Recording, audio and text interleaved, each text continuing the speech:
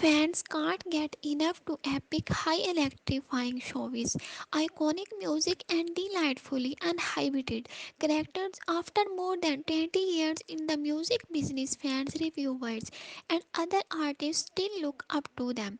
The group interacts with fans on X, formerly Twitter, and other social media sites by sharing funny jokes. Alerted even posted Tablo great K-pop products trading light sticks with other artists and more.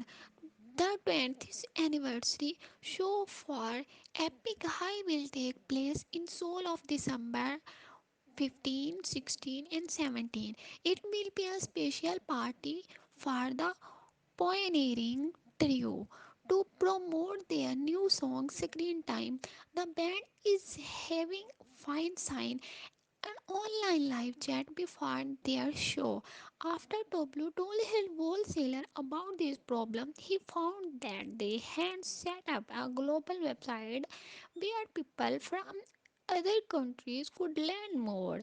The leader of epikhigh quickly fixed the issue on X, telling fans that he told his distributor what was up of not providing a global page of the video that even and promised a new event in a few days.